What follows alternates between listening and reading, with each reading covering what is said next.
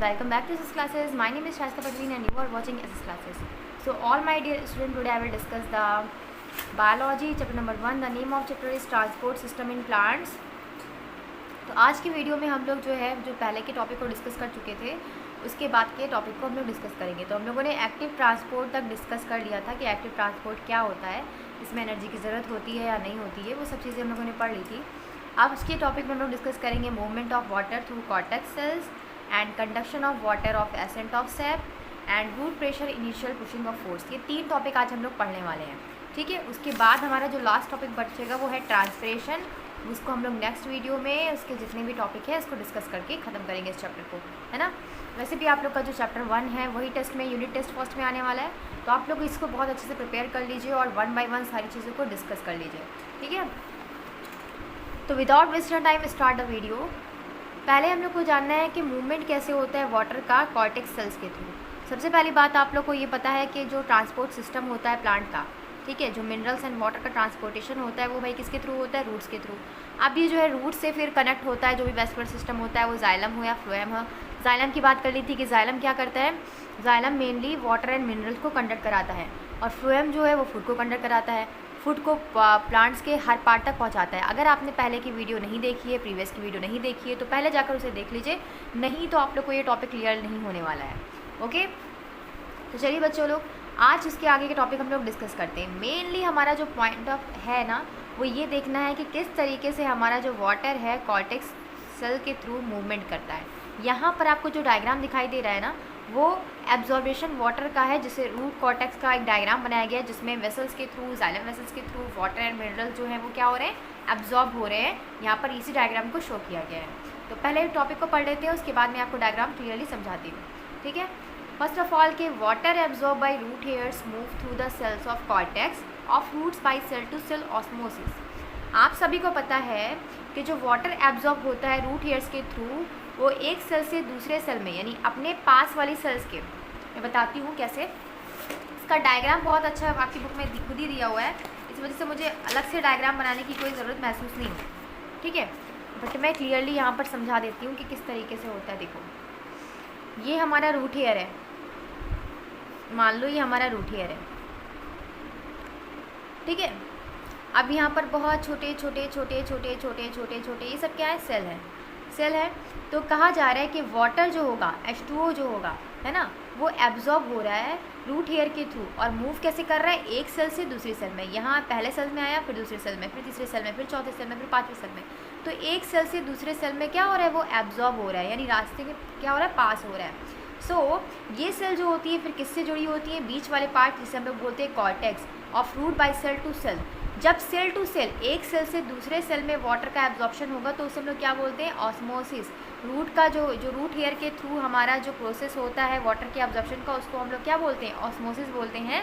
Osmosis में किसी membrane की ज़रूरत नहीं पड़ती है ना, किसी मेम्ब्रेन की ज़रूरत नहीं पड़ती है। जैसा कि हम लोगों ने पढ़ा था सेमी परमेबल मेम्ब्रेन क्या होती है और सिलेक्टिव परमेबल मेम्ब्रेन क्या होती है, तरह तरह की मेम्ब्रेन के बारे में हम लोग डिस्कस कर चुके हैं, है ना। तो आप देख रहे हैं कि ये वाला रूट हेयर है हमारा और इसमें से क्या हो रहा है, जो वाटर एंड मिनरल्स, जो वाटर हमारा एब्जॉर्ब हो रहा है वो पहले एक सेल से दूसरे सेल में, एक सेल से दूसरे सेल में क्या हो रहा है, ट्रांसफ़र हो रहा है, ट्रांसफ़र हो रहा है। तो इस तरीके से क्या हो रही है, ऑस्मोसिस हो रही है till it reach the xylem. अब एक ऐसी पोजीशन आएगी जब ये कहाँ पहुँच जाएगा, जब ये वाटर की सेल एक सेल से दूसरे सेल के थ्रू कहाँ पहुँच जाएगा, जाइलम में पहुँच जाएगा। कहाँ पहुँच जाएगा, जाइलम में, ठीक है। यहाँ पर आप लोग को डायग्राम दिखाया गया है, चलिए अपनी बुक वाले डायग्राम में देखिए।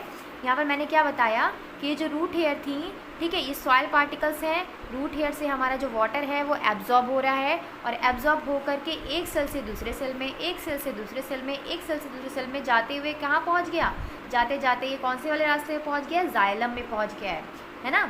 अभी हमारा जाइलम में पहुँच गया है, जहाँ पर क्या होता है, सेंट्रल पार्ट होता है रूट का। जो जाइलम हमारा होता है सेंट्रल पार्ट होता है रूट का, जो कि आपके फिगर में क्या दिखाया गया है, दर्शाया गया है ना। और यहाँ पर कॉर्टेक्स के थ्रू, सेल से सेल कनेक्शन के थ्रू हमारे जाइलम में पहुँच गया। अब जब ये जाइलम में पहुँच गया है तो जाइलम के थ्रू क्या होगा, ऊपर ही ऊपर, ऊपर ही ऊपर, ऊपर ही ऊपर इसका क्या होगा, कंडक्शन होगा, ठीक है। वाटर को ये कहाँ पहुँचाएगा, प्लांट्स के ऊपर वाले पार्ट तक पहुंचाएगा, है ना। अपवर्ड डायरेक्शन में हम लोगों ने पढ़ा था जाइलम के फंक्शन में, जाइलम क्या करता है, हमारा जो भी वाटर होगा एब्जॉर्ब किया हुआ वाटर उसको अपवर्ड डायरेक्शन में प्लांट्स के ऊपर वाले डायरेक्शन में पहुंचाएगा, है ना। अब ये कैसे पहुंचाता है वो आप रूट प्रेशर में पढ़ोगे किस तरीके से ये फंक्शन करता है। तो यहाँ पर देख रहे हो, यहाँ पर हमारा जो ये बहुत सारी लेयर है ना, इसके बारे में आपको पढ़ना नहीं है फिलहाल। यहाँ पे देखिए जाइलम हमारा सेंट्रल पार्ट है और यहाँ पर क्या दिखाई दे रहा है, फ्लोएम दिखाई दे रहा है। फ्लोएम में क्या होता है, फूड का कंडक्शन होता है, सबको बताया है। ये हमारा एंडोडर्मिस है, जो देखिए अंदर की लेयर होती है उसको हम लोग बोलते हैं एंडोडर्मिस, जो बाहर की लेयर होती है इसको हम लोग बोलते हैं एपिडर्मिस। एपिडर्मिस यानी कि ऊपर वाली लेयर, इंडो मतलब अंदर वाली लेयर, ठीक है। अब ये कॉर्टेक्स हमारा बीच वाला पार्ट है, ठीक है। इतनी बात समझ में आ गई। तो यहाँ पर आपको दिखाया गया सिंपली कि वो रास्ता जहाँ से वाटर एब्जॉर्ब हो रहा है रूट कॉर्टेक्स के थ्रू और कहाँ पहुँच रहा है, जाइलम वेसल से पहुँच रहा है। एक बार जब वाटर जाइलम वेसल से पहुँच गया तो वो अपवर्ड डायरेक्शन में प्रेशर के थ्रू, रूट प्रेशर के थ्रू अपवर्ड डायरेक्शन में प्लांट्स के हर पार्ट तक पानी को पहुँचाएगा जहाँ भी उसको ज़रूरत होगी। इतनी बात क्लियर हो गई। चलिए अब आते हैं अपने नेक्स्ट टॉपिक पे। छोटा सा टॉपिक था, एकदम क्लियर होना चाहिए आप लोग को। ओके, नेक्स्ट है हमारा कंडक्शन ऑफ वाटर और accent of sap. Ascent of SAP के बारे में हम लोग इससे पहले के प्रीवियस के वीडियो में डिस्कस कर चुके हैं, ठीक है। 1-2 वीडियो पहले हम लोग डिस्कस कर चुके हैं एसेंट ऑफ सैप को। उसमें क्या था, मैंने आपको यही चीज़ बताई थी कि एसेंट ऑफ सैप क्या होता है। 1 मिनट वो टॉपिक होगा, एक बार आप इसको क्लियर कर लेते हैं। एक बार फिर से मैं समझा देती हूँ उसको, just 1 minute.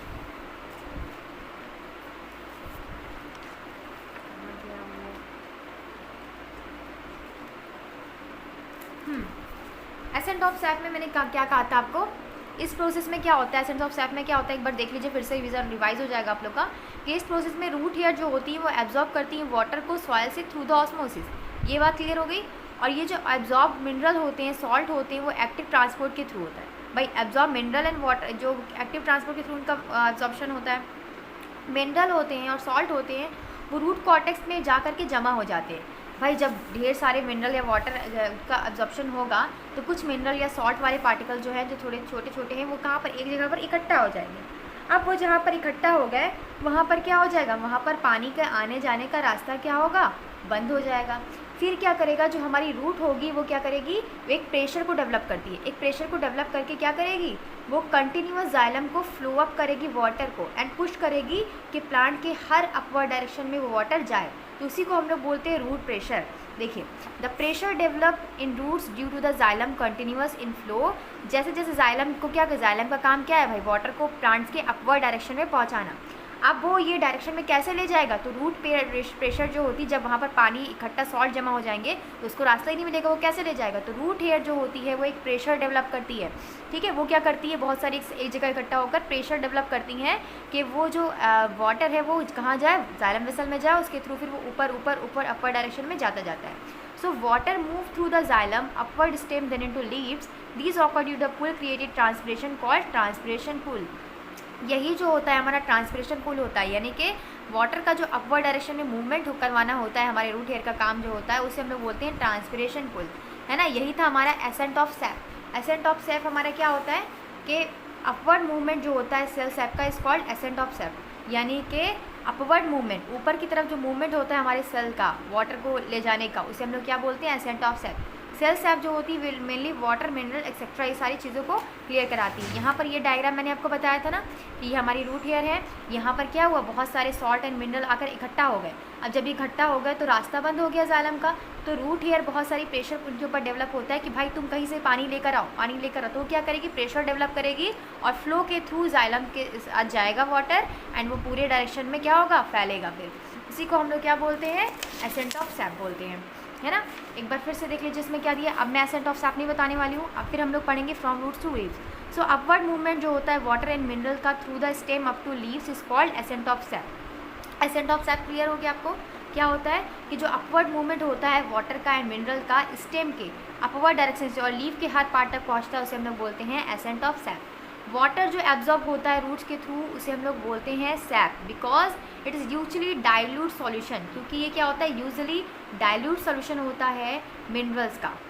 Once the sap has reached xylem vessel, एक बार जो हमने बताया कि जाइलम वेसल्स के पास अगर पहुंच गया, सो ये असेंडिंग अपवर्ड डायरेक्शन, तो ये क्या करता है, अपवर्ड डायरेक्शन में मूवमेंट करवाने लगता है जाइलम वेसल्स का, ताकि वो रूट से क्या हो, लीव्स में उसका पानी जाने लगे।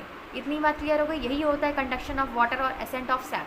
कंडक्शन ऑफ वाटर और एसेंट ऑफ सैप दोनों एक ही फिनोमेना है बेटा, कि आपका वाटर का कंडक्शन कौन करा रहा है, जाइलम करा रहा है। एसेंट ऑफ सैप क्या है, वो एक ऐसा प्रोसेस है जिसके थ्रू हम लोग जो है वाटर एंड मिनरल का मूवमेंट करते हैं through step of sleeve is called ascent of SAP. इतनी बात क्लियर हो गई। चलिए अब हम लोग आते हैं रूट प्रेशर पे, इनिशियल पुशिंग फोर्स। ये सारी चीज़ें आप लोग पहले ही पढ़ चुके हो, बट एक बार रिवाइज करना ज़रूरी है। प्लांट्स रूट जो होता है कि एक बिल्ड करता है pressure that force water upward in xylem vessels, it is called root pressure. आप लोग देखते हो आपके घर में पानी जो आता है, कभी कभार पानी जो है बहुत धीमा आता है, या फिर हम लोग क्या करते हैं पाइप में पानी लाने के लिए उसको प्रेशराइज करते हैं। कैसे करते हैं, उसको पाइप को दबाते हैं, तो दबाते हैं तो पानी क्या होता है, थोड़ा प्रेशराइज होता है, थोड़ा इधर उधर फैल के आता है। तो वैसे ही हमारे नेचर में हमारे जो प्लांट्स हैं, है ना, तो उसमें क्या होता है, जो रूट हेयर होती है, रूट हेयर भी एक ऐसा प्रेशर डेवलप करती है, एक ऐसा फोर्स बनाती है जिसके थ्रू हमारा जो वाटर है, भाई वाटर को ऊपर कैसे जाएगा, वो प्रेशर देंगे तभी तो जाएगा, प्रेशर देंगे तभी तो वो ऊपर जाएगा ना, है ना। तो क्या करेगा वाटर, वो जो रूट हेयर होती है वो प्रेशराइज करती हैं, तभी तो वाटर हमारा अपवर्ड डायरेक्शन में जाइलम वेसल से पहुँचता है। इसी को हम लोग क्या बोलते हैं, रूट प्रेशर बोलते हैं। इसकी डिफिनेशन भी आप लोग देख चुके हैं, आई एम सॉरी ये थोड़ा हिल गया। Okay, it is provide the initial push to water molecule in the xylem. ये प्रोवाइड करता है इनिशियल पुश जाइलम को, वाटर मॉलिक्यूल को जाइलम में जाने के लिए। It also hold the water column, और ये क्या करता है, वाटर के जो कॉलम होते हैं, यानी कि छोटे छोटे ब्लॉक जो होते हैं वाटर के, उनको क्या करता है, होल्ड करने की कोशिश करता है। बस इतना आप लोग का टॉपिक था। और कुछ चीज़ें हैं इसमें कि रूट प्रेशर जो होता है वो एक्चुअली हाइड्रोस्टैटिक प्रेशर होता है। क्यों हाइड्रोस्टैटिक प्रेशर क्यों होता है, क्योंकि ये डेवलप होता है due to the accumulation of solute and xylem. अभी मैंने आप लोग को जो चीज़ बताई थी बिल्कुल वही चीज़ है बेटा, कि रूट प्रेशर क्या, हाइड्रोस्टैटिक प्रेशर क्यों होता है। अगर आप लोग को क्वेश्चन आ गया एक मार्क्स में कि हाइड्रोस्टैटिक प्रेशर क्यों कहते हैं रूट प्रेशर को, क्योंकि ये तब डेवलप होता है जब बहुत सारे सॉल्यूट एंड मिनरल जो हैं जाइलम के रास्ते में क्या हो जाते हैं, इकट्ठा हो जाते हैं, कंसनट्रेट हो जाते हैं। So water then diffuse into xylem of roots, increasing hydrospheric pressure or root pressure. The pushes of xylem sap to rise upward few meters inside of leaves. आप खुद ही सोचो, इतने ऊंचे ऊंचे प्लांट्स हैं, इतने ऊंचे ऊंचे उनकी लीव्स हैं, तो वहाँ से वाटर जो है वो सिर्फ एब्जॉर्ब होके नहीं ना जा सकता है भाई, उसके लिए एक प्रॉपर वेस्कुलर सिस्टम चाहिए, जो है हमारा पाइप जैसी संरचना होती है। क्या होती है, जाइलम। जाइलम को रूट हेयर प्रेशराइज करती हैं, तभी तो जाइलम के थ्रू वाटर जो है वो काफ़ी मीटर तक, यानी फ्यू मीटर तक स्टेम में, लीव्स में क्या होता है, पहुंच जाता है ना। तो सोचो हमारा जो प्लांट्स है वो भी किस तरीके से फिनोमेना को यूज़ करके, कितनी सारी चीज़ों को प्रेशराइज करके अपने आप को किस तरीके से पूरा डेवलप कर रखा है ना। तो आज की वीडियो में हम लोग इतना ही पढ़ते हैं। नेक्स्ट वीडियो में हम लोग ट्रांसपिरेशन और उससे रिलेटेड जो टॉपिक है उसको डिस्कस करेंगे। आपको वीडियो बेटा अच्छी लगी तो इसे लाइक कीजिएगा और मेरे चैनल को सब्सक्राइब कीजिएगा। Thank you, keep watching.